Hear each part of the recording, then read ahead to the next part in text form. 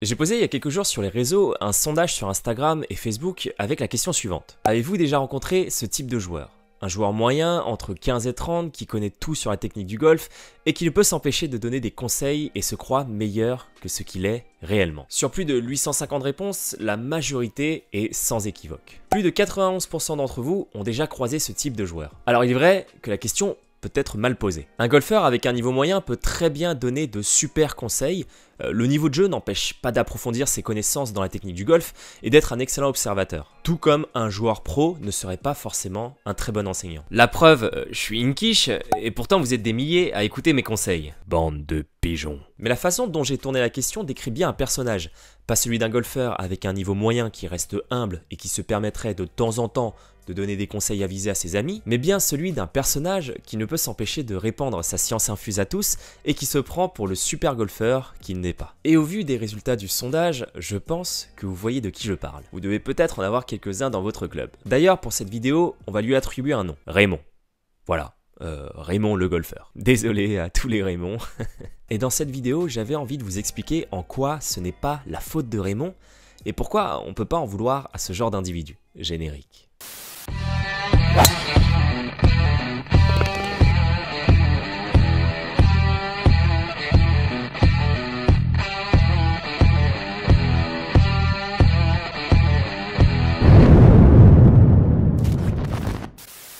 C'est l'histoire connue d'un certain MacArthur Wheeler. Si vous ne la connaissez pas, vous allez voir, vous allez vous taper une grosse barre. Nous sommes en 1995 et notre cher MacArthur Wheeler a décidé de braquer 2 banques de Pittsburgh aux États-Unis. Bon, jusque-là, vous allez me dire, ouais, bon, c'est un braquage quoi, et c'est quoi le rapport avec le golf ? Oh, c'est bon les gars, attendez 2 secondes, un peu de patience quoi. C'est un braquage un peu particulier parce que notre cher MacArthur a braqué la banque avec une toute nouvelle méthode. Il a pris une balle, il a posé sur un tee, il a commencé à balancer des énormes drives à travers la fenêtre des banques, et puis c'est là qu'est arrivé...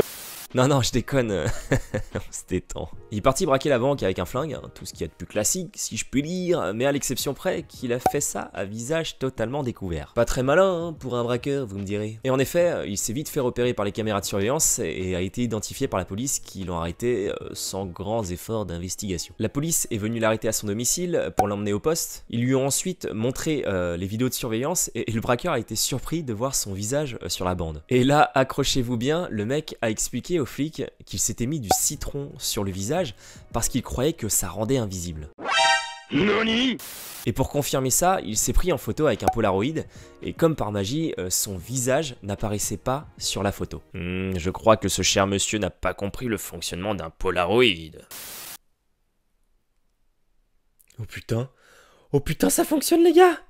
Du coup forcément, l'histoire fait un buzz planétaire et 2 professeurs du nom de David Dunning et Justin Kruger décident de se pencher sur le cas de MacArthur Wheeler pour comprendre comment on peut être aussi teubé quoi. Et c'est à ce moment-là que naît le biais cognitif Dunning-Kruger. Selon Dunning et Kruger, la réponse à cette énigme est en fait assez simple. Moins la personne possède de compétences, moins elle est à même de savoir qu'elle est ignorante. En d'autres termes, les personnes incompétentes n'ont pas les compétences requises pour réaliser qu'elles le sont. Ainsi, non seulement elles se surestiment, mais en plus, elles ne sont pas en mesure d'apprécier les compétences de ceux qui en ont vraiment dans leur domaine. Et vous vous rappelez de Raymond ? Eh bien, c'est exactement lui. Pour schématiser la chose, c'est simple. Raymond croit posséder d'énormes connaissances dans la technique du golf qu'on pourrait schématiser par ce rond. Et Raymond croit que la technique du golf se résume à ce deuxième rond. Mais dans la réalité, la connaissance technique du golf, c'est plutôt ça.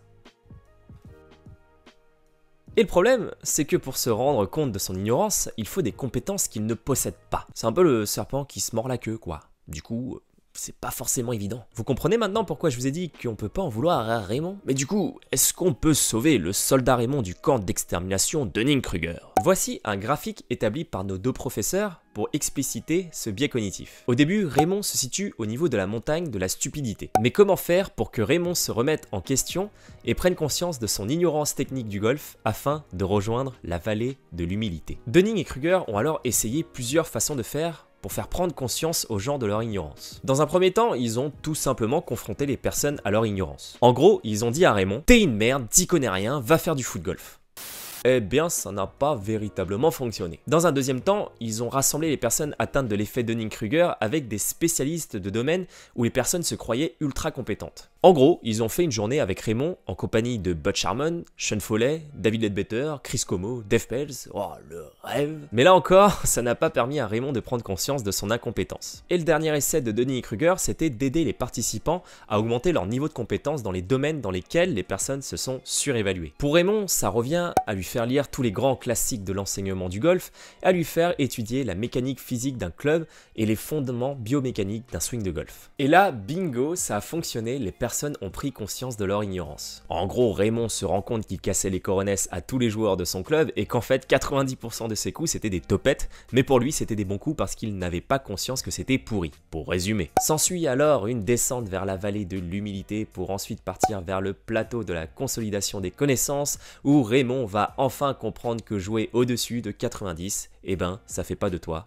un bon joueur. On a réussi à sauver le soldat Raymond!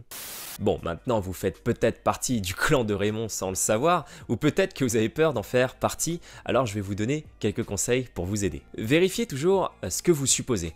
Ne vous fiez jamais à votre propre jugement, nos pensées sont subjectives et nous n'avons pas l'ouverture d'esprit nécessaire pour juger que notre jugement est quelque chose de fondamentalement objectif. Alors, méfiez-vous de vous-même. N'hésitez pas à demander l'avis des autres, ça peut vous aider à avoir une vision objective. Le fait de s'ouvrir aux opinions des autres nous permet de prendre du recul par rapport à nos pensées et soyez open à la discussion et tout ira bien. Et enfin, toujours se remettre constamment en question. Autrement dit, ne pas prendre nos pensées comme une vérité absolue, comme on l'a dit. Nous ne sommes pas capables d'être totalement objectifs avec nous-mêmes et le premier ennemi de nos pensées, c'est notre ignorance. Et si vous croisez à nouveau ce genre d'individus dans vos clubs, n'hésitez pas à les envoyer sur cette vidéo. Et si vous mettez un grip rouge en bas de cette vidéo, c'est que vous faites probablement partie du côté obscur.